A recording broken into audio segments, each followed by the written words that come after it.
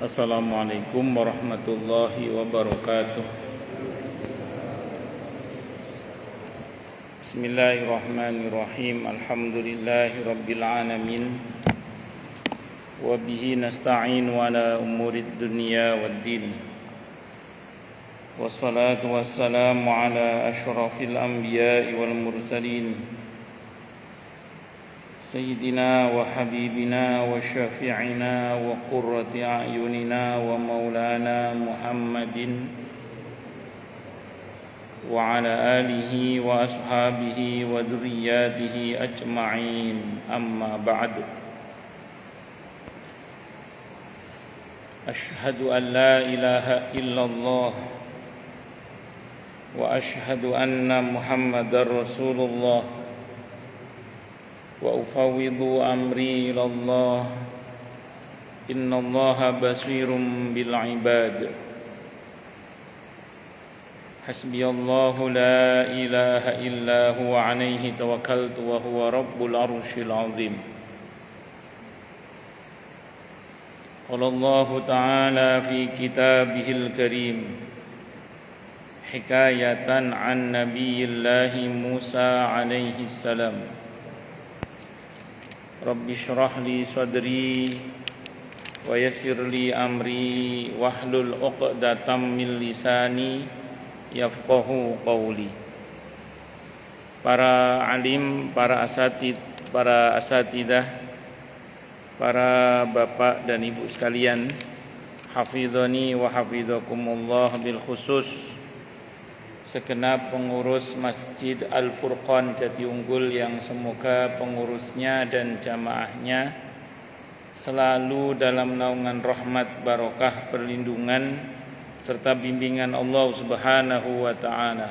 Amin, Allahumma amin, insyaallah. Allahumma inna nas'aluka ilman nafi'ah wa rizqan thayyibah wa amalan mutaqabbalah wa fatahallahu lana futuhal arifin. Allahumma inna na'udzubika min ilmin la yanfa' wa amalin la yurfa' wa qalbin la yakhsha' wa du'a'i la yusma'. Allahumma ati anfusana taqwaha wa zakkiha anta khairu man zakkaha anta waliyuha wa maulaha. Amin, Allahumma amin, insyaallah. Masih melanjutkan kajian kita kitab Riyadhus Shalihin karya Al-Imam An-Nawawi rahimahullah rahmatan wasi'ah wa rahimallahu ulama al-muslimin. Qala al-muallif rahimahullahu ta'ala wa nafa'ana bihi wa bi'ulumihi fid dharain, amin. Bismillahirrahmanirrahim. Sunnah berpakaian sederhana. An Amr ibn Shu'aib, diceritakan dari Amr ibn Shu'aib, an abihi, dari bapaknya, an jaddihi, dari kakeknya, radhiyallahu anhum. Qala, beliau berkata, qala, telah bersabda siapa Rasulullah sallallahu alaihi wasallam, innallaha, sungguhnya Allah, yuhibbu, Allah cinta, ayyara athara ni'matihi ala abdihi. Allah itu senang melihat bekas nikmatnya kepada hambanya. Rawahu At-Tirmidzi, telah meriwayatkan hadis ini Imam At-Tirmidzi, wa qala hadisun hasanun, hadisnya hadis hasan.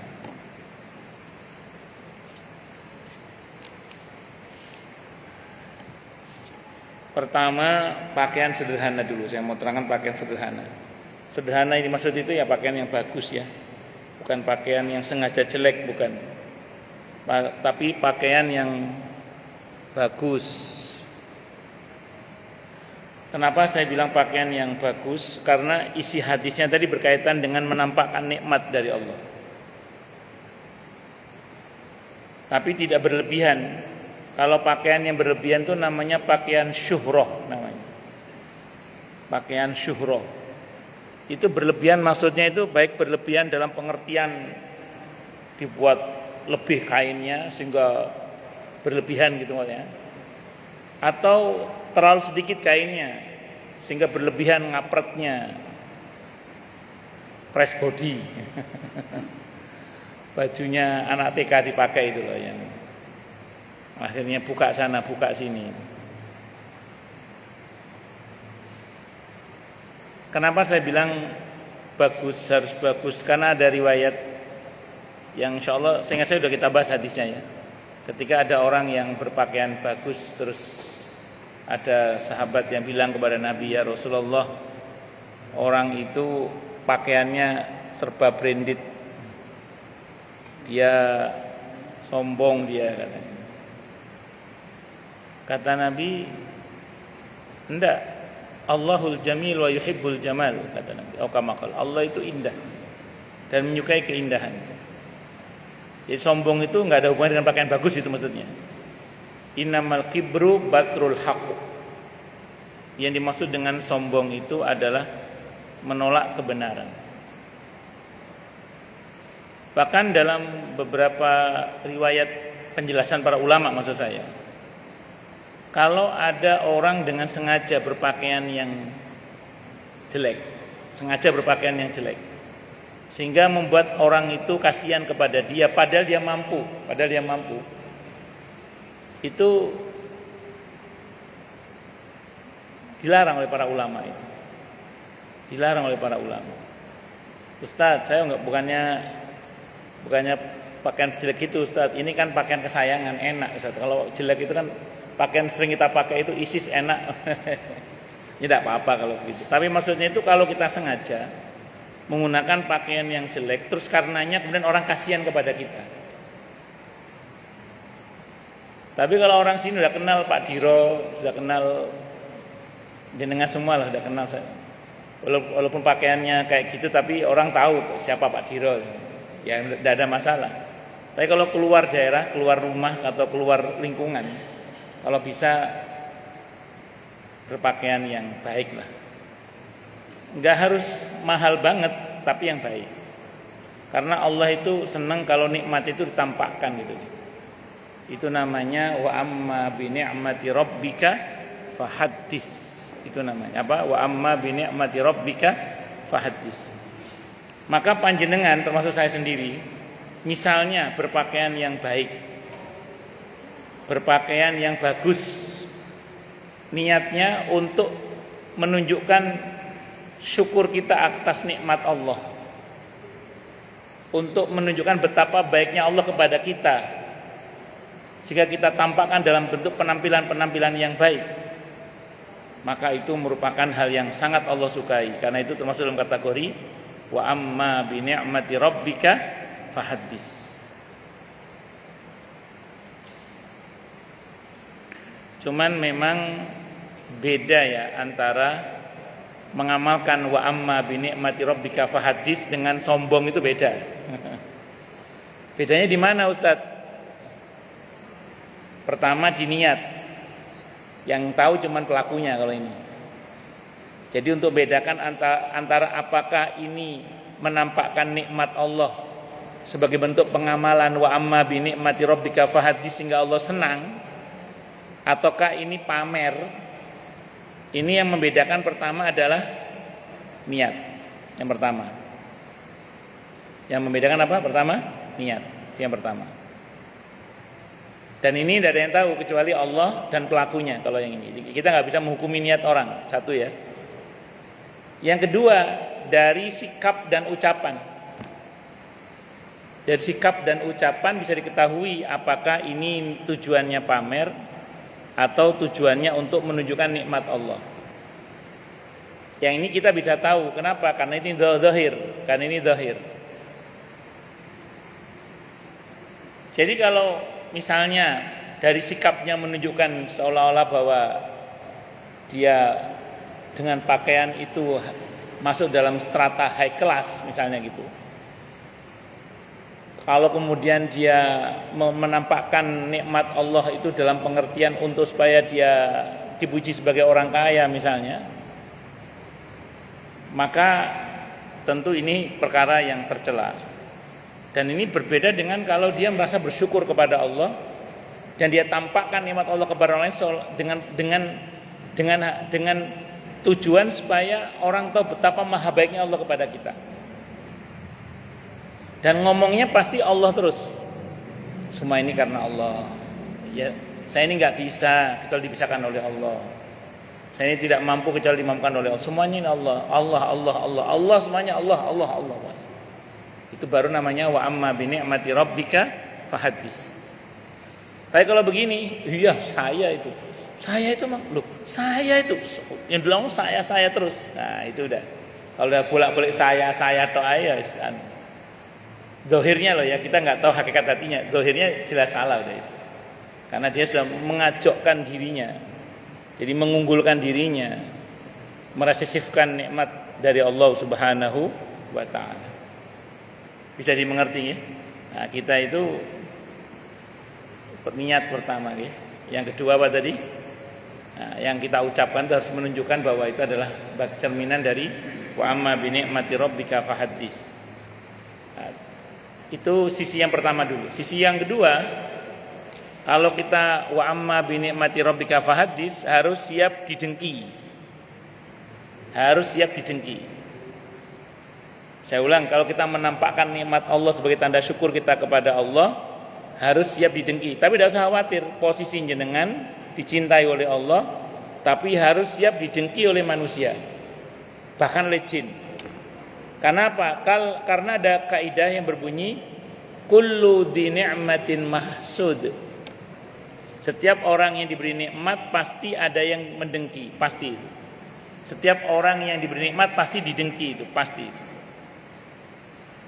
Dan kalau didengki, orang yang melihat kepada kita dengan kedengkian itu potensial menjadi ain. Nah, ini hati-hati ini, yang kedua ini.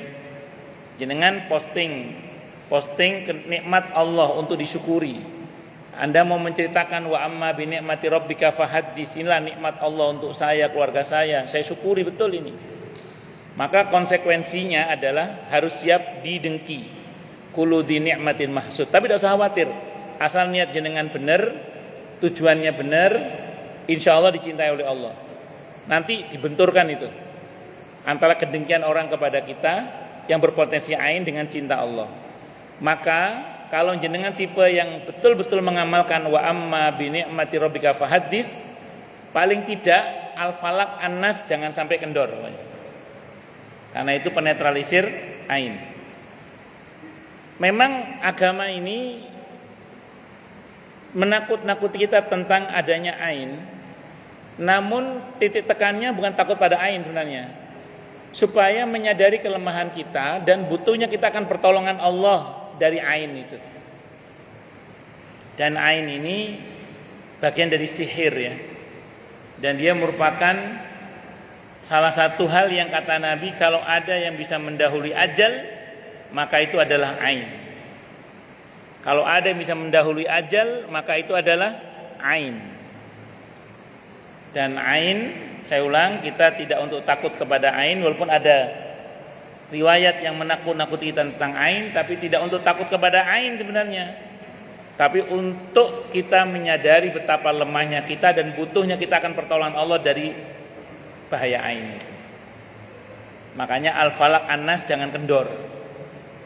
Paling tidak itu al-falaq an-nas jangan kendor.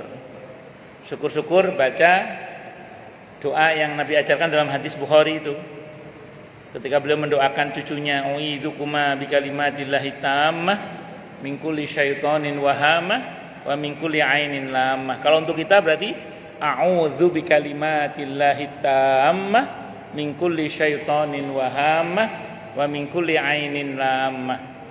Syukur-syukur kita baca, Allahumma la tu'akhidna bima yaqulun waghfir lana ma la ya'lamun waj'alna khairam mimma yadhunnun. Ustaz, bukannya ain itu untuk orang yang memuji kita tanpa mengucap Masya Allah dan Barakallahu Fik? Ya betul, termasuk juga. Cuman termasuk sebabnya ain adalah tatapan kedengkian. Jadi ain itu tidak hanya tatapan pujian, termasuk tatapan kedengkian. Paham nggih? Monggo silahkan kalau kita ingin menampakkan nikmat Allah dengan mengamalkan firman Allah wa amma bi ni'mati rabbika fahaddis, silahkan, tidak apa-apa. Allah seneng itu asal niatnya benar, caranya benar ya. Tadi sikapnya benar, ucapannya benar, silahkan, tidak apa-apa.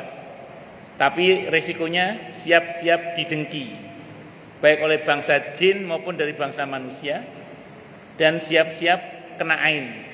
Tapi tidak apa-apa. Yang penting kita sadar bahwa potensi ain itu ada, karenanya kita antisipasi. Bagaimana? Tadi Al-Falaq An-Nasnya jangan sampai kendor itu. Nah, syukur-syukur dosisnya ditambah dengan a'udzubika kalimatillahi tammah min kulli syaitonin wahama wa min kulli ainin lamah itu. Atau Allahumma la tu'akhidni bima yaqulun waghfir lima la ya'lamun waj'alni khairam mimma yadhunnun. Ustaz, apakah Al-Falaq An-Nas cukup? Cukup. Insyaallah cukup. Al-Falaq An-Nas cukup. Saya baca dalam tafsir ayat ahkam karya Asy-Sya'ali As-Sabuni rahimahullah. Beliau menjelaskan dalam ayat itu begini. Sebelum turun Al-Falaq dan An-Nas, Nabi berlindung kepada Allah dari sihir, dari jin, dari ain, dari setan dan macam-macam. Begitu turun Al-Falaq An-Nas, Nabi mencukupkan dengan Al-Falaq dan An-Nas. Begitu turun surah Al-Falaq dan An-Nas, Nabi mencukupkan dengan Al-Falaq dan An-Nas. Makanya kalau dibilang cukup, cukup. Maka kalau Anda mengamalkan yang versi riwayat yang sebelum-sebelumnya juga nggak ada masalah, karena Nabi pernah mengamalkannya, walaupun Nabi tidak menghapus doa tersebut, karena walaupun telah turun surah Al-Falaq dan An-Nas, tapi dalam versi tafsir ayat ahkam yang saya baca itu Nabi mencukupkan dengan Al-Falaq dan An-Nas itu. Bisa dimengerti nggih insyaallah nggih? Nah, itu diantaranya. Ustaz, kalau kita diam baik bagaimana Ustaz? Tidak usah ngomong-ngomong deh karena takut tadi itu. Tidak apa-apa sih, cuman sayang kan kalau kita tidak mengamalkan. Terus gimana caranya? Begini, tidak lantas semuanya harus diceritakan. Tidak semuanya lantas harus diceritakan. Tapi harus ada yang diceritakan gitu loh. Sebagai bentuk syukur kita kepada Allah. Dan tidak posting di media sosial, paling enggak pas saat ngobrol dengan teman yang terbatas, atau saat ngomong sama anak istri dalam ruang yang terbatas, atau dalam bentuk penampilan tanpa cerita. Tapi niat kita untuk menunjukkan wa amma bi ni'mati rabbika fahaddis. Berusaha tampil gagah walaupun hati rasanya pengen menangis. Itu bagian dari wa amma bi ni'mati rabbika fahaddis juga itu. Asal tampil gagahnya karena yakin akan luasnya rahmat Allah. Asal tampil gagahnya karena dia yakin akan maha baiknya Allah. Walaupun rasanya hati itu pengen nangis. Cukup Allah yang tahu hati kita nangis, yang penting dikaitono gagah. Itu bagian dari wa amma bi ni'mati rabbika fahaddis. Intinya wa amma bi ni'mati rabbika fahaddis itu karena kita itu menunjukkan betapa maha luasnya rahmat Allah Subhanahu wa taala. Bisa dimengerti nggih maksudnya nggih? Bisa dipahami nggih insyaallah nggih? Nah, ngoten. Terus saya ulang, kalau saya habis ngomong kayak gini bukan berarti terus pecinya Pak Diro yang ada kemitinya itu dibuang, mboten, tetap mawon dipakai dong. Untuk di wilayah sini yang semua orang tahu Pak Diro. Tapi kalau keluar kampung jangan pakai yang itu, Pak. Gara-gara mesakin, Pak Diro mesakin. Kalau orang sini kan tahu siapa Pak Diro kan, ngoten. Nah, akan ada yang sampai pecinya kayak sampai beku kuning ngoten. Mungkin orang sini tahu enggak apa-apa. Dengan kesederhanaannya Pak Diro orang tahu. Tapi kalau orang luar ngerinya terjadi fitnah tadi. Ini orang kok kasihan banget, padahal Adira wongnya gagah, ngoten lagi, istilahnya ngoten. Itu seperti itu. Kecuali mempunyanya itu, mau apa lagi? Mempunyanya itu, ngoten. Wallahu a'lam bishawab. Imam Hanafi itu pernah ngelihat ada orang pakaiannya lusuh. Imam Hanafi itu pedagang orangnya, kaya. Sama Imam Hanafi disedekahi orang itu. Tidak mau dia sedekahi. Kata orang itu, saya orang kaya, ngapain kamu sedekah sama saya? Imam Hanafi balik marah. Lah kalau kamu kaya, kenapa pakaian kamu kok jelek kayak gini katanya? Saya membuat orang kasihan sama kamu. Tidak boleh. Kata Imam Hanafi gitu. Kalau kamu kaya, berpakaianlah yang pantas, kata beliau. Berpakaianlah yang pantas. Kenapa saya katakan walaupun pakaian yang jelek itu tetap boleh dipakai, asal lingkungannya memang sudah tahu. Nabi itu punya pakaian gamis tambalannya 14.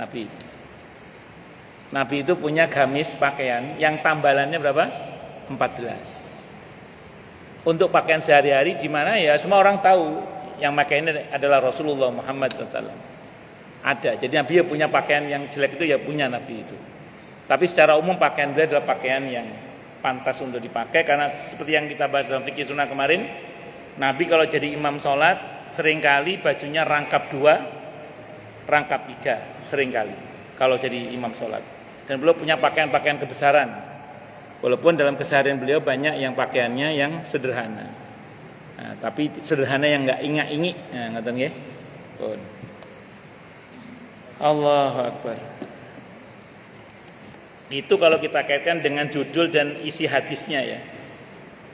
Itu jadi yang enggak boleh itu pakaian syuhra, saya ulang ya. Pakaian yang untuk tampil beda. Jadi memang dia sengaja pakai pakaian itu supaya dilihat, supaya tampil beda tadi itu. Kalau untuk tampil beda, untuk sombong-sombongan lah kalau pada itu tidak boleh. Baik dalam pengertian pakaian yang dibuat dibesar-besarkan atau disempit-sempitkan itu yang press body tadi itu. Allahu Akbar. Haram memakai sutra bagi laki-laki. Kalau bagi perempuan boleh. Sutra bagi laki-laki tidak boleh. Kalau bagi perempuan boleh, tidak apa-apa. Kalau di fikih, kalau kainnya ada sutranya, asal kadarnya lebih sedikit daripada yang non sutranya, tidak apa-apa. Kalau di fikih, mazhab Syafi'i. Tapi kalau sutranya lebih banyak daripada non sutranya, tidak boleh. Itu sama dengan sepuhan emas itu. Kalau kadar sepuhannya sedikit, lebih sedikit daripada selain emasnya, maka tidak apa-apa. Tapi kalau kadar emasnya lebih besar daripada besinya atau selain emasnya, maka tidak boleh. Itu dalam fikih madhab Syafi'i yang saya pahami begitu. An Umar, diceritakan dari Umar bin Al-Khattabi radhiyallahu anhu qala, beliau berkata, qala telah bersabda siapa Rasulullah sallallahu alaihi wasallam, la talbasul harira, janganlah kalian mengenakan kain sutra.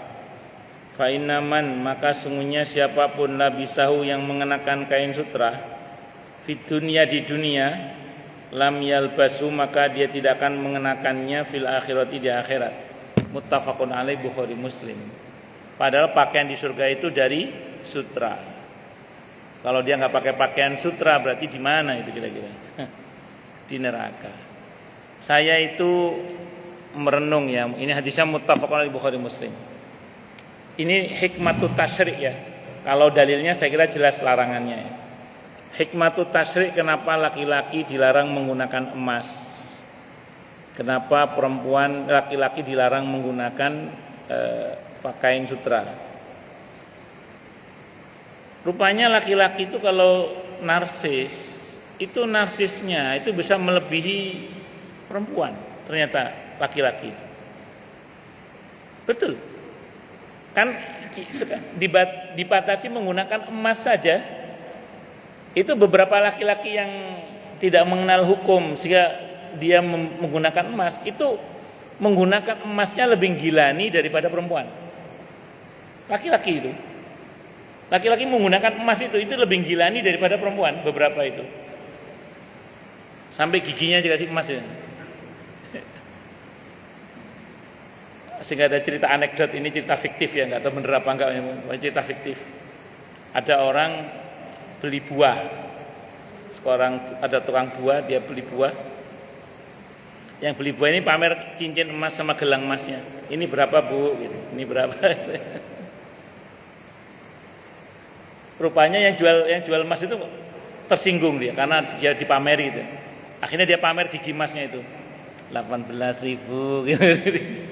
Sambil liatin gigi emasnya itu. Tapi ini cerita anekdot. Tapi maksud saya itu yang begitu itu mungkin ada gitu maksud saya. Yang saya pernah tahu di Surabaya dulu. Saat itu saya di daerah Klampes Ngasem. Ada orang kalau ngomong itu sambil gini. Saya itu jadi saya itu rupanya gelangnya banyak dia. Jadi kalau ngomong itu gini. Sambil gini-gini. Ya Allah, ya macam-macam orang itu. Nah, rupanya laki-laki itu andaikan diizinkan boleh berhias, mungkin loh ya laki-laki itu lebih gilani daripada perempuan dalam berhias. Kalau nggak percaya, sebagian orang laki-laki yang nggak ngerti hukum itu atau melanggar hukum syariat dengan mengenakan emas itu, yang kan ada pengacara ternama siapa, saya nggak sebut namanya, mereknya lah. Pakaiannya kan kayak apa itu, saya nggak sebut namanya lah. Andaikan diberitahu kan, andaikan diizinkan laki-laki seperti itu, kira-kira lebih gilani daripada perempuan. Sengatan mawon.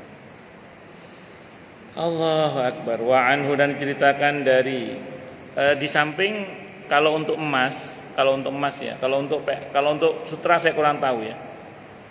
Ada zat kimia dalam emas itu kalau dipakai oleh laki-laki diserap oleh tubuh yang itu berbahaya. Kalau untuk perempuan tidak berbahaya karena perempuan ada menstruasi. Kalau perempuan karena ada menstruasi maka dia tidak berbahaya. Nah, kalau sutra saya kurang tahu kalau sutra. Wa anhu, dan diceritakan dari Sayyidina Umar ibn Al-Khattab radhiyallahu an. Qala, beliau berkata, sami'tu, aku mendengar Rasulullah sallallahu alaihi wasallam yaqulu, beliau bersabda, innama yalbasul harira fid dunya man la khalaqalah. Bahwasanya yang mengenakan sutra di dunia ini adalah orang yang tidak mendapat bagian di akhirat kelak. Hadisnya muttafaqun alaih Bukhari Muslim. Fa fi riwayatin lil Bukhari, dan riwayat Imam Al-Bukhari, man la khalaqalahu fil akhirah, yaitu orang yang tidak mendapatkan bagian kain sutra kelak di akhirat. Jadi kalau ada orang di dunia mengenakan kain sutra, nanti di akhirat dia tidak akan mendapatkan bagian dari kain sutra. Saya ulang, padahal pakaian surga itu terbuat dari sutra surga. Maka kalau dia tidak bisa mengenakan pakaian sutra, kira-kira di mana dia tinggal itu? Kira-kira gitu. Apa terus kalau dia tinggal surga pakai baju dari dedaunan surga? Enggak, ini kiasan ya. Karena kan istilah tidak mendapatkan bagian di akhirat itu berarti di mana? Di neraka. Makanya ketika ada orang yang berhaji, hajinya orientasinya duniawi, ansih, itu oleh Allah ditegur kan? Rabbana atina fid dunya, kata Allah, wa ma lahu fil akhirati min khalaq. Kalau kamu permohonannya cuma duniawi tok, orientasinya duniawi tok, ya sudah, akhirat enggak dapat. Allah ajarkan yang lebih baik. Bagaimana? Rabbana atina fid dunya hasanah wa fil akhirati hasanah wa qina adzabannar. Itu baru benar itu. Makanya saya ulang, hati-hati jangan sampai kita termasuk dalam kategori yang la khalaqalahu itu, tidak mendapat bagian di akhirat gara-gara di dunia kita sudah melanggar menggunakan kain sutra. Namun berlaku ketentuan darurat ya. Kalau di fikih-fikih itu boleh orang laki-laki mengenakan sutra dalam konteks darurat. Itu pertama karena musim terlalu dingin atau terlalu panas sehingga dibutuhkan menggunakan kain sutra. Kain sutra itu konon, saya nggak tahu betul apa enggak, wallahu a'lam. Kalau dipakai di musim dingin anget, dipakai di musim panas dingin adem, katanya gitu. Nggak tahu betul apa enggak, saya belum pernah pakai kain sutra soalnya.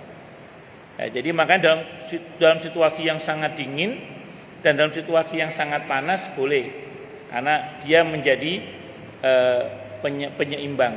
Kalau itu darurat ya, itu darurat, dibutuhkan. Mungkin di sini kita tidak membayangkan ya, karena rata-rata untuk wilayah Jakarta dan Bekasi cuaca itu relatif stabil lah. Tapi di daerah-daerah tertentu, daerah gurun misalnya, itu panas bisa ngenteng-ngenteng, dingin bisa ngenteng-ngenteng juga itu.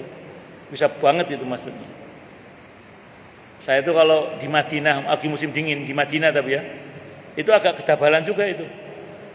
Yang bibir retak-retak, yang kaki membentuk kayak timun yang kering itu loh.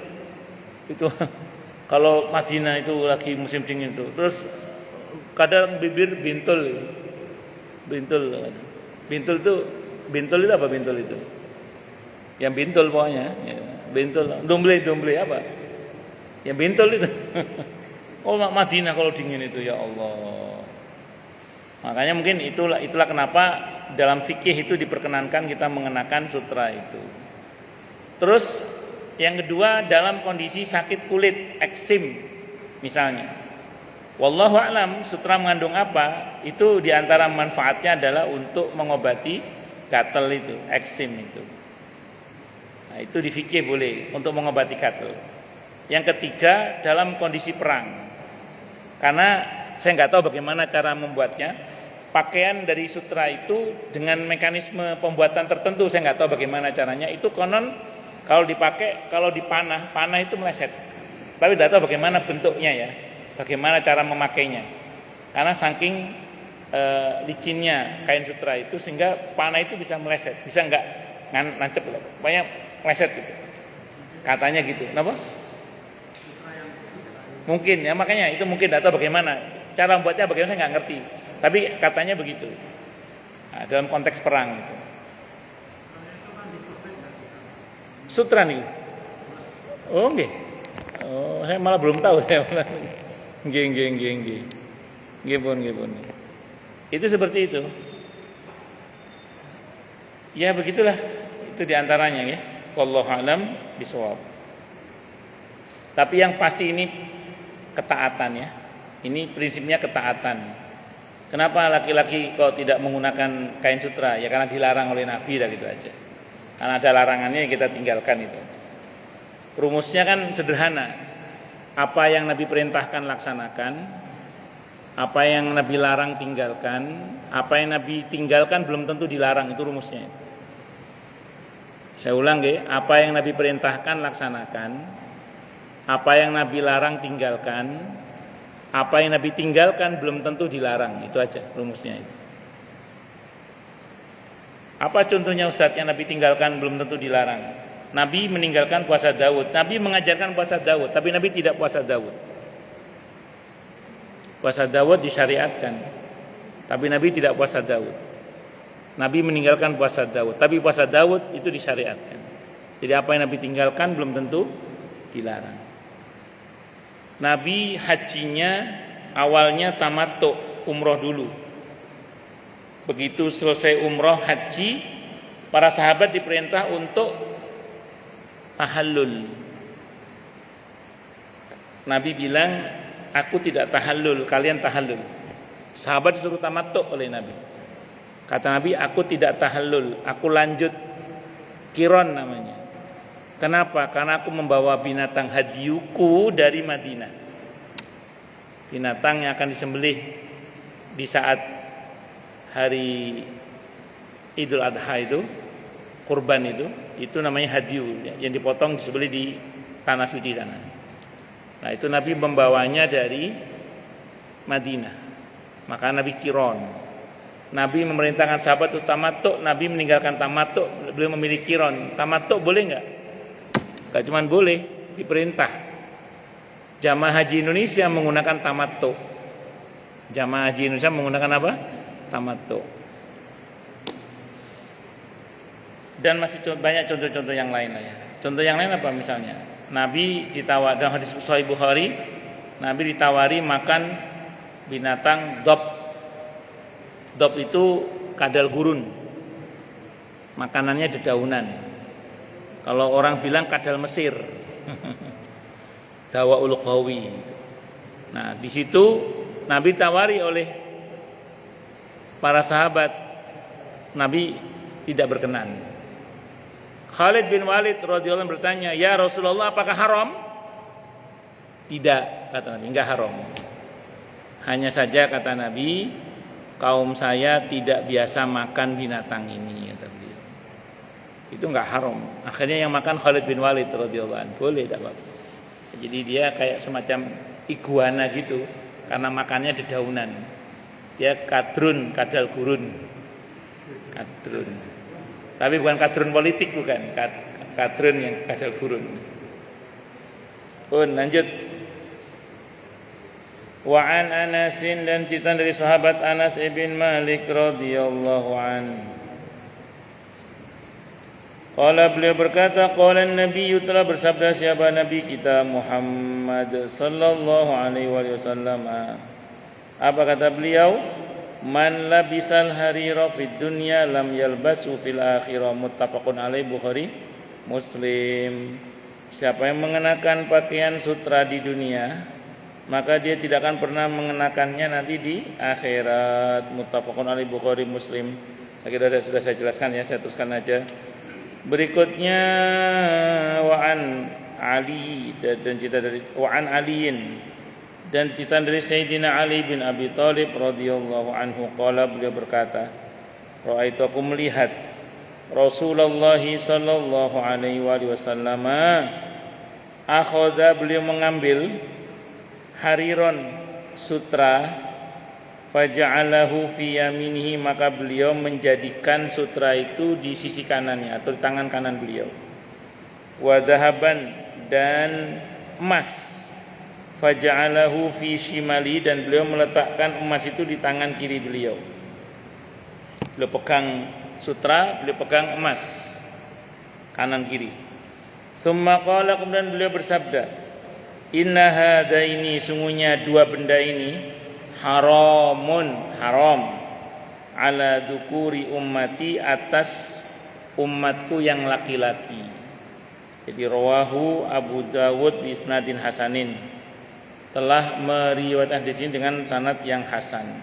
Sutra dan emas haram dipakai oleh lelaki. Kalau perak boleh, kalau perak boleh. Jadi kalau jenengan punya cincinnya songnya dari perak, boleh, tidak apa-apa, silahkan. Tapi kalau dari emas tidak boleh. Itu seperti itu. Nah gini, bagus itu emas putih. Pertanyaan gini, emas putih itu emas atau bukan sebenarnya? Nah itu pertanyaannya. Jadi itu emas putih itu emas atau bukan? Itu pertanyaannya. Apa istilahnya itu? Lupa saya namanya. Apa namanya? Bukan emas putih, apa istilahnya? Istilah ilmiahnya apa? Itu lebih mahal gitu. Lebih mahal, tapi lakunya turun drastis itu. Anjlok jauh itu kalau beda sama jauh. Makanya saya nggak ngerti itu masuk emas apa enggak? Monel apa namanya? Monel apa? Pernah itu di rumah bapak saya, di rumah ketika bapak saya masih ada, ya Allah yarham. Ada orang bawa kardus, isinya itu emas itu, emas putih itu, batangan gede-gede itu. Gak tahu itu buat apa, saya nggak ngerti itu. Kalau kata orang nyebutnya emas putih, tapi emas putih apa masuk dalam kategori emas saya kurang tahu. Monggo yang pakar kimia saja. Kalau itu termasuk dalam kategori emas, senyawanya emas maksudnya, ya enggak boleh berarti. Tapi kalau itu cuman istilahnya orang saja, istilah awamnya saja emas putih, tapi tidak termasuk dalam kategori emas, ya logam yang bukan emas, ya berarti ya bukan emas. Kalau ingin tahu tanya sama ahlinya mau, nggih. Nanya sama pakar ahli logam mulia, apakah itu kategorinya emas atau bukan. Ngoten nggih? Ya, untuk hati-hati enggak usah. Napa?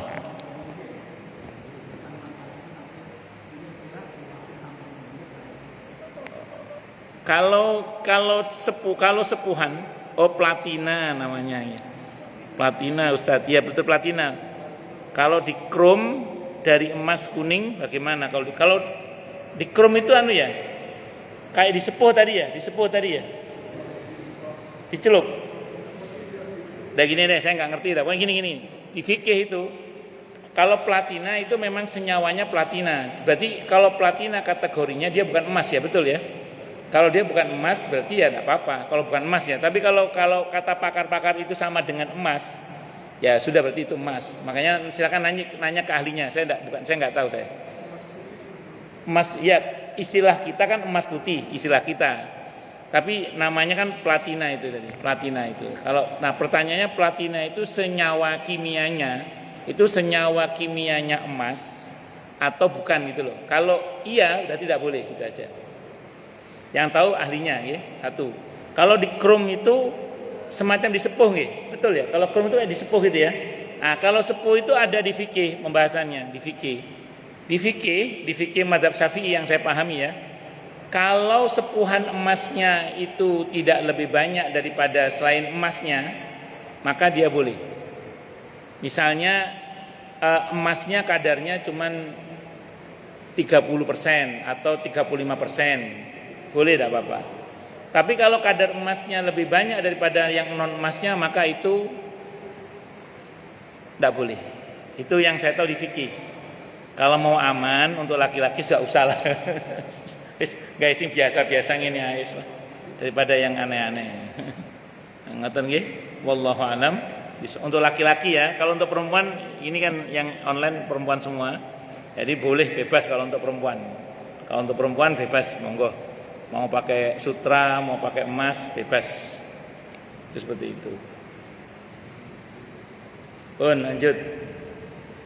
Wa an Abi Musa, dan cerita dari Abi Musa radhiyallahu anhu Al-Asy'ari radhiyallahu anhu anna Rasulullah, sungguhnya Rasulullah sallallahu alaihi wasallam qala, beliau bersabda, hurrima libasul hariri, diharamkan menggunakan pakaian dari sutra, wadhahabi dan emas.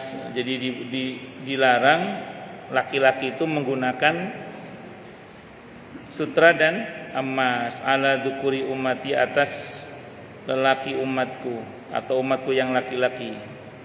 Wa uhilla, dan dihalalkan diinasihim untuk umatku yang perempuan. Rawahu at-Tirmidzi, telah meriwayatkan hadisnya Imam At-Tirmidzi. Wa qala, dan beliau berkata, hadisun hasanun sahihun, ini hadisnya hasan sahih. Wa an Hudzaifah, dan dari Hudzaifah radhiyallahu anhu qala, beliau berkata,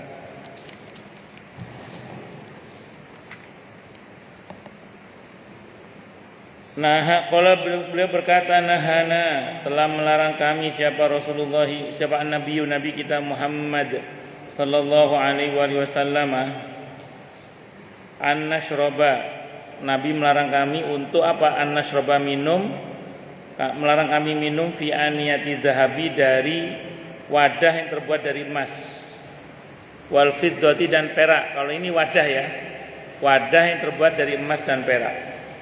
Wa an-nakula, dan melarang kami untuk makan fiha, di dalam wadah yang terbuat dari emas dan perak.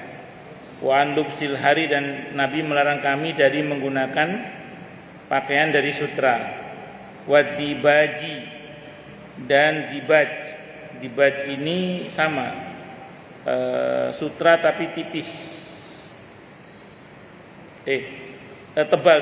Kalau harir sutra tipis, kalau dibaj itu sutra yang tebal. Wa an najlisa alai, dan duduk di atas sutra juga tidak boleh. Jadi hadisnya hadis Al-Bukhari, hadisnya Imam Bukhari. Jadi mengenakannya, duduk di atasnya tidak boleh. Mengenakan wadah yang terbuat dari emas dan perak itu juga tidak boleh. Kalau perak dipakai sebagai cincin boleh untuk laki-laki. Tapi kalau untuk sebagai wadah makanan atau minuman itu tidak boleh. Wallahu a'lam bishawab. Ini keringanan ya, boleh memakai sutra karena gatal-gatal. Yang di bab berikutnya itu, ya saya bilang tadi karena ada unsur darurat ya, ada unsur darurat. An Anasin, diceritakan dari sahabat Anas bin Malik radhiyallahu anhu, qala, beliau berkata, rakhasan nabiyyu, telah memberikan keringanan siapa an-nabiyyu, nabi kita Muhammad sallallahu alaihi wasallam, li Zubair, kepada Zubair ibn Awam radhiyallahu, Abdurrahman dan Abdurrahman ibn Auf radhiyallahu anhu, fi labsil harir, dalam mengenakan pakaian dari sutra. lihikatin bihima, karena keduanya menderita penyakit gatal-gatal. Hadisnya muttafaqun alaih Bukhari Muslim. Berarti kain sutra itu baik untuk mengobati atau meredam sakit gatal-gatal berarti. Sutra nggih, wallahu a'lam bishawab. Kan tadi ada keringanan rukhsah. Jadi gini ya. Apa yang diharamkan oleh Allah itu haram sampai hari kiamat. Apa yang dihalalkan oleh Allah halal sampai hari kiamat. Itu rumus dulu ya. Rumus dulu. Namun hukum itu bergerak. Kalau bahasa fikihnya al-hukmu ya duru ma'ilatihi wujudan wa adaman. Hukum itu beredar sebagaimana alasan hukumnya. Ada atau tidak ada alasan hukumnya, itu hukum. Mengenakan emas, mengenakan pakaian dari sutra bagi laki-laki haram sampai hari kiamat. Terus kita bicara per kasus. Tadi ada 2 tokoh yang diberi keringanan. Berarti kalau kita mengalami yang serupa boleh, tidak apa-apa. Itu namanya keringanan. Apakah berarti halal? Enggak halal. Istilah fikihnya apa? Dimaafkan istilahnya.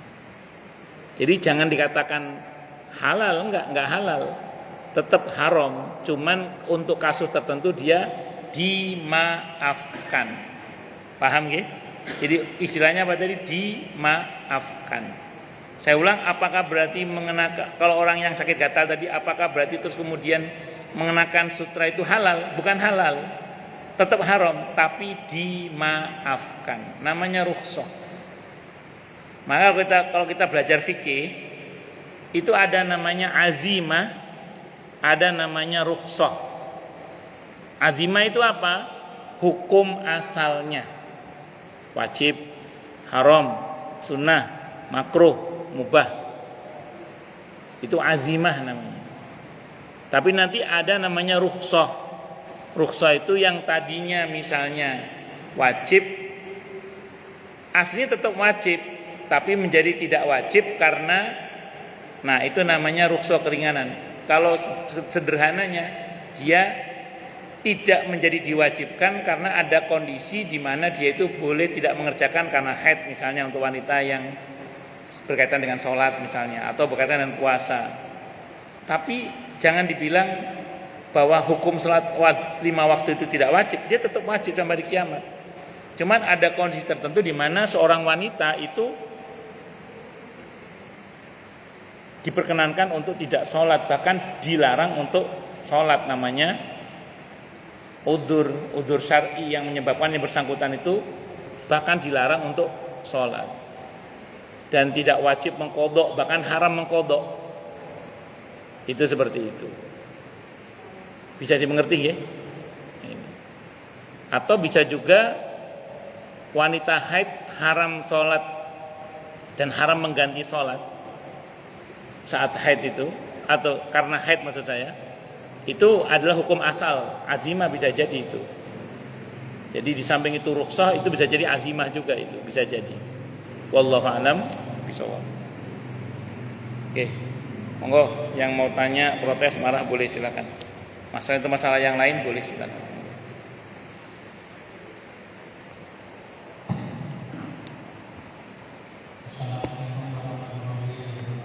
Waalaikumsalam warahmatullahi wabarakatuh. Saya setahu saya kan yang memberikan sahabat itu adalah memberikan informasi. Sebenarnya saya pernah mendengar dari seorang, katanya sahabat itu bukan dari tidak hanya nabi, sahabat lain yang lain pun bisa. Kalau betul yang lain itu bisa, itu sahabat yang bagaimana dan siapa yang bisa memberikan Syafaat ya, syafaat. Syafaat itu pertolongan. Kalau yang bisa memberikan syafaatul uzma dengan izin Allah itu hanya Nabi Muhammad sallallahu alaihi wasallam. Syafaatul uzma. Syafaatul uzma itu ketika semua nabi angkat tangan, tidak bisa memberikan syafaat kepada seluruh umat manusia guna hisab ditegakkan. Dalam hadis Bukhari Muslim, yang bisa melakukan itu dan diizinkan untuk itu dengan izin Allah semuanya ya. Itu hanya Nabi kita Muhammad sallallahu alaihi wasallam. Tapi kalau perintilannya syafaat, perintilan itu napa? Kasustik. Ya, napa? Rinciannya, rincian. Itu selain Nabi bisa memberikan syafaat. Salah satunya adalah sesama kita. Kenapa kita membentuk majelis taklim seperti ini? Kenapa kita duduk di majelis ilmu begini ini? Besar harapan kita, satu, rombongan kita ini nanti ngikut rombongan utamanya. Itu rombongannya Rasulullah Muhammad sallallahu alaihi wasallam. Karena nanti masuk surga itu pakai rombongan. Kata para ulama, kenapa manusia masuk surga pakai rombongan? Karena manusia di dunia senang bikin rombongan. Jenengan monggo punya rombongan goes, pingpong, badminton yang halal lah, silahkan. Tapi yang model begini harus ada. Karena besar harapan kita rombongan kita nanti nyambung dengan rombongan utamanya. Itu rombongan Rasulullah Muhammad sallallahu alaihi wasallam. Satu. Yang kedua, kita ini diharapkan nanti bisa saling berikan syafaat. Kan hadisnya riwayat Ibnu Majah, kata Imam Al-Qurtubi hadisnya sahih. Nabi bersabda auqamaqal, nanti itu ada orang masuk surga, Pak. Begitu masuk surga, dia bertanya dalam hadis itu ya. Ya Allah, mana dulu teman saya yang pernah sholat bareng sama saya di hadis itu. Yang dulu dia pernah puasa bareng sama saya. Disebut dua itu dalam hadis itu. Kata para ulama, itu maksudnya itlaqul juz'i iradatul kull. Menyebut sebagian maksudnya keseluruhan. Maksudnya apa? Menyebut sebagian maksudnya keseluruhan. Puasa dan sholat maksudnya untuk semua bentuk kebaikan, gitu loh maksudnya itu. Maksudnya semua kebaikan. Kalau mau teruskan, mana ya Allah dulu teman ngaji saya, mana dulu ya Allah teman saya dalam dakwah misalnya, mana dulu ya Allah teman saya dalam rumah Quran, apa-apa dicari semua. Akhirnya dalam hadis itu rupanya yang dicari itu masuk neraka, Pak. Yang dicari itu masuk neraka. Apa perintah Allah? Jemput, ajak masuk surga bareng. Itu Pak, namanya syafaat dengan izin Allah. Makanya kita harus punya kumpulan kayak gini, kita harus punya kita itu. Makanya Hasan Al-Basri rahimahullah ketika membahas hadis itu apa kata beliau? Nanti kalian wahai murid-muridku, kalau masuk surga dan kalian tidak temukan saya, tolong tanyakan kepada Allah, ya Allah mana Hasan Al-Basri? Mana Hasan Al-Basri? Nanti kalau bapak-bapak masuk surga kok enggak melihat saya, tolong tanyakan nggih. Mana Muhammad Subhan? Mana Muhammad Subhan? Supaya kita nanti semoga masuk surga tanpa hisab, tanpa adab. Amin. Allahumma amin insyaallah, mudah-mudahan. Ngoten nggih Pak Diro nggih.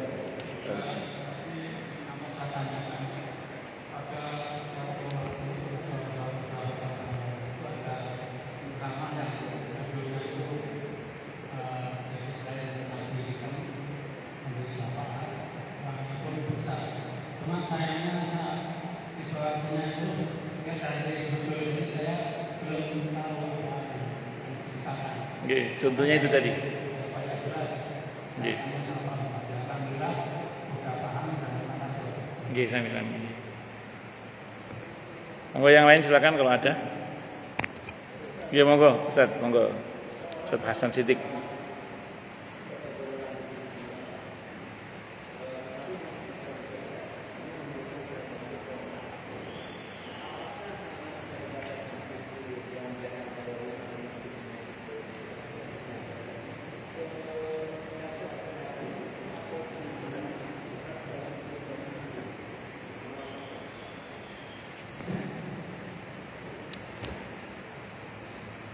Wallahu alam bisawab.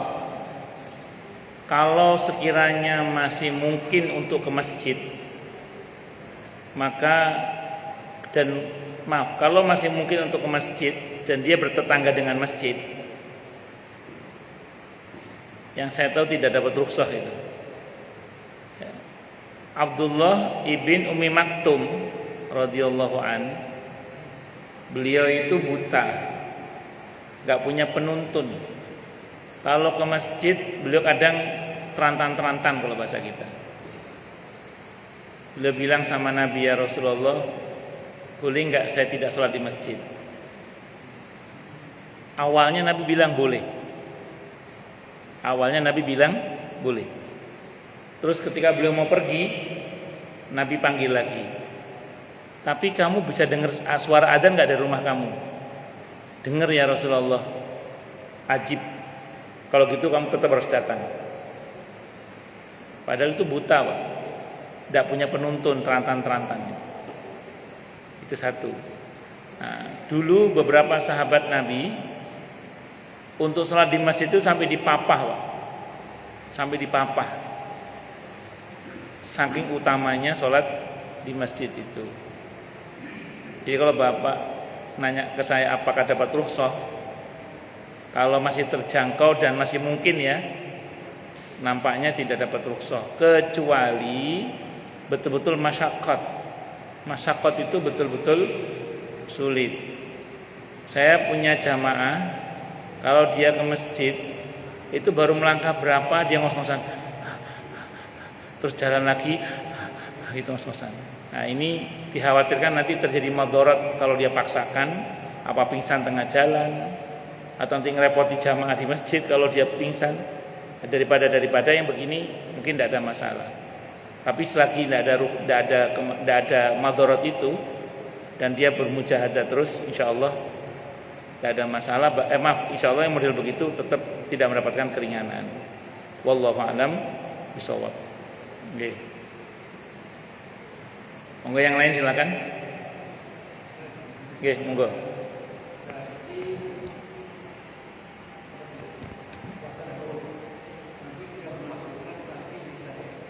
Nabi mengajarkan soalnya.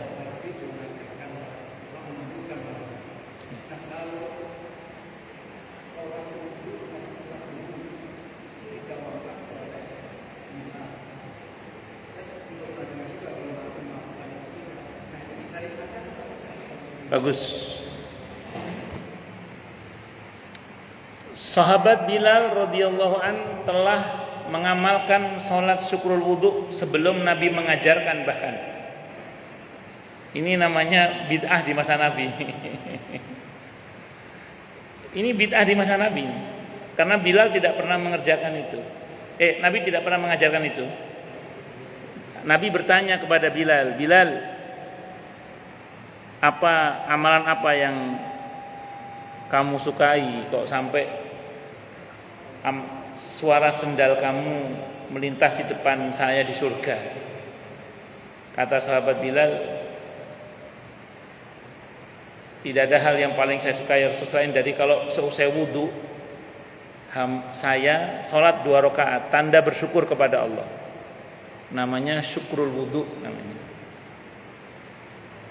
Terus Nabi bersabda, Nabi bersabda terus. Nanti saya terangkan. Nabi bersabda, maka barang siapa di antara kalian yang berwudu, hendaklah dia sholat 2 rakaat atau berapapun yang dia mau sebagai tanda bersyukur kepada Allah. Jadi itu pertama perbuatan sahabat Bilal yang Nabi belum pernah mengajarkan sebenarnya itu. Dan sudah Allah terima sebelum Nabi membenarkan. Kan akhirnya Nabi benarkan. Sudah Allah terima sebelum Nabi membenarkan. Pertanyaannya, apa yang sahabat Bilal lakukan ini? Itu namanya ijtihad. Beliau berijtihad tentang sholat sunnah mutlak namanya. Sholat sunnah mutlak itu sholat sunnah yang bisa dikerjakan kapan saja, termasuk sebagai bentuk rasa syukur kepada Allah karena telah diizinkan berwudu misalnya. Itu ijtihadnya sahabat Bilal, dan Nabi merespon ijtihadnya sahabat Bilal dengan pembenaran. Dan itu sudah Allah terima sebelum Nabi membenarkan. Karena ada yang ngomong itu diterima oleh Allah gara-gara Nabi membenarkan. Enggak, sebelum Nabi membenarkan sudah diterima ibadahnya Bilal itu. Itu ijtihad namanya. Makanya dalam Islam itu ijtihad itu mendapatkan kedudukan yang sangat mulia dalam Islam. Ijtihad itu benar pahalanya 2, salah pahalanya 1. Hadisnya Sahih Bukhari.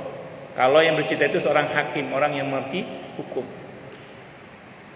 Panjenengan nanti coba sekali-kali searching sababul wurud, tata cara sholat untuk makmum masbuk.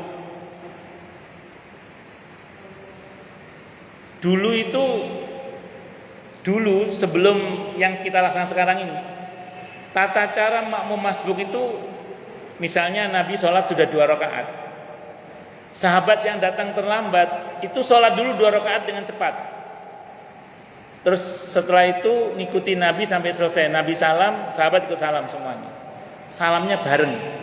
Dulu makmum masbuk itu gitu. Contoh misalnya ada orang datang set, sof yang paling belakang ngasih tahu, oh Nabi udah dapat 2 rakaat nih. Nabi udah dapat berapa? 2 rakaat. Maka sahabat yang terlambat itu sholat Allahu Akbar sesuai dengan aturan tumanina ya. 2 rakaat cepet. Akhirnya rakaatnya menyesuaikan dengan Nabi. Sehingga nanti salamnya bareng. Jadi begitu Nabi salam, ikut salam juga. Itu dulu gitu awalnya. Terus ada ahli fikihnya para sahabat, pakar halal haramnya para sahabat. Siapa? Mu'adz bin Jabal radhiyallahu anhu. Beliau datang, begitu beliau datang, sahabat yang paling belakang ngasih tahu, Nabi udah 2 rakaat itu maksudnya. Okamakal, sahabat Mu'adz enggak gubris. Beliau takbir, ngikut posisi Nabi pokoknya. Begitu Nabi salam, sahabat Mu'adz menyelesaikannya sampai salam sendiri akhirnya. Seperti yang kita lakukan itu. Dilaporkanlah itu kepada Rasulullah SAW. Apa kata Nabi? Mulai sekarang tata cara makmum masbuk seperti Mu'adz bin Jabal radhiyallahu anhu. Nabi membenarkan ijtihadnya Mu'adz bin Jabal radhiyallahu anhu. Itu Nabi belum mengajari itu. Nabi belum mengajari. Pada akhirnya Nabi membenarkan ijtihadnya Mu'adz bin Jabal radhiyallahu anhu. Banyak ijtihad para sahabat di masa Nabi terjadi itu.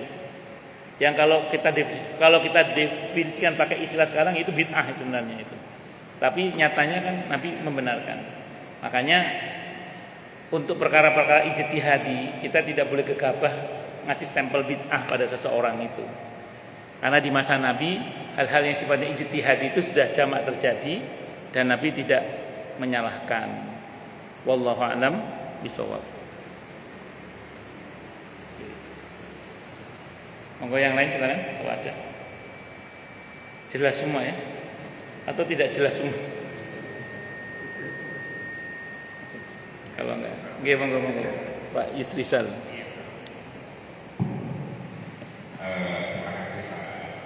Nggih.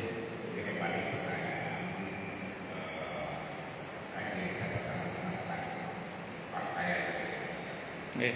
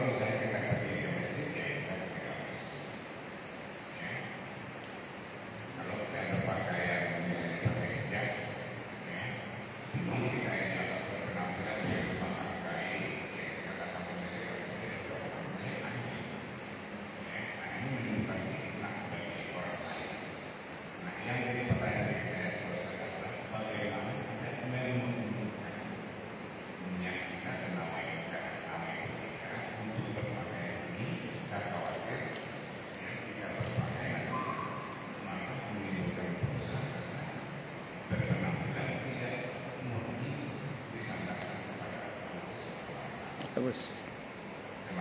Oke.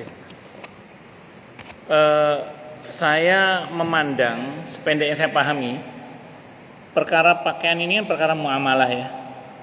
Perkara muamalah ini cair, jadi tidak beku, dia tidak kaku, tidak padat ya. Maka kalau pertama ditanyakan tadi oleh Pak Yusrizal tentang ukuran sederhana itu apa? Kepantasan. Jadi ukuran sederhana itu kepantasan. Maka kalau untuk daerah tertentu kepantasannya apa, kita menggunakan sesuai dengan kepantasan di wilayah itu atau di sini misalnya, silakan, tidak ada masalah. Dan masing-masing orang tentu bisa memantaskan diri sesuai dengan kemampuannya. Itu seperti itu. Yang tidak boleh itu kan sebenarnya kalau kita dengan sengaja berpenampilan buruk, sementara kita bisa berpenampilan baik sehingga memancing orang untuk kasihan kepada kita, itu yang dilarang sebenarnya. Nah, makanya saya ulang, ini berkaitan dengan berpakaian yang pantas. Ya. Satu. Yang kedua, berkaitan dengan berpakaian yang baik. Kalau Quran kan bilang khudzu zinatakum inda kulli masjid. Ambillah, kenakanlah perhiasan kalian, maksudnya pakaian yang bagus ketika kalian mengerjakan sholat atau ketika berada di masjid. Sementara masyarakat kita kan tidak semuanya siap dengan tampilan yang lebih, kecuali di momen-momen tertentu kayak Idul Fitri, Idul Adha. Lagi-lagi dalam hal ini sama Pak Haji. Jadi saya lebih pada merujuk kepada kepantasan tadi itu. Karena sependek yang saya tahu, Nabi mengenakan pakaian yang baru itu terutama itu saat Id. Sementara di hari-hari biasa beliau mengenakan pakaian beliau yang biasa. Tapi tadi saya ulang, pakaian biasa Nabi untuk sholat itu seringkali lapis 2 atau lapis 3 itu. Nah, barangkali intinya pada kepantasan tadi itu sajalah. Karena kalau nanti jenengan mengenakan pakaian yang enggak biasa, orang juga akhirnya enggak khusyuk gara-gara pakaian kita yang enggak biasa itu gitu. Tapi kalau sekiranya itu adalah pakaian yang sudah cukup pantas dan memang pantasnya itu dipakai seperti itu, insya Allah sih enggak ada masalah. Wallahu a'lam bishawab. Bisa dimengerti ya? Batasannya itu pokoknya yang saya paham itu jangan berlebihan syuhrah tadi itu. Terus jangan sengaja berpenampilan yang kumuh gitu loh, yang dekil. Padahal kita mampu berpenampilan yang baik gitu maksudnya itu. Wallahu a'lam bishawab. Kecuali memang betul-betul enggak mampu ya, beda bab itu. Cukup dulu. Kita tutup dengan hamdalah. Alhamdulillahirabbil alamin. Semoga kajian kita bisa bermanfaat, mubarakah fid dini wa dunya wal akhirah untuk kita, keluarga kita dan seluruh umat Islam semuanya, dan mudah-mudahan kita semua dijadikan oleh Allah sebagai orang-orang yang sukses dunia akhirat, selamat dunia akhirat, bahagia dunia akhirat, dan dipermudah urusan kita oleh Allah fid dini wa dunya wal akhirah. Semoga Allah limpahkan hidayah selalu untuk kita, semoga Allah tingkatkan selalu hidayah untuk kita, dan semoga Allah berikan hidayah untuk siapapun yang melihat kita. Subhanakallahumma bihamdika asyhadu an la ilaha illa anta astaghfiruka wa atubu ilaik. Sallallahu alaihi Muhammad wa ala alihi wa sahbihi wasallam. Saya mohon maaf. Wassalamualaikum warahmatullahi wabarakatuh.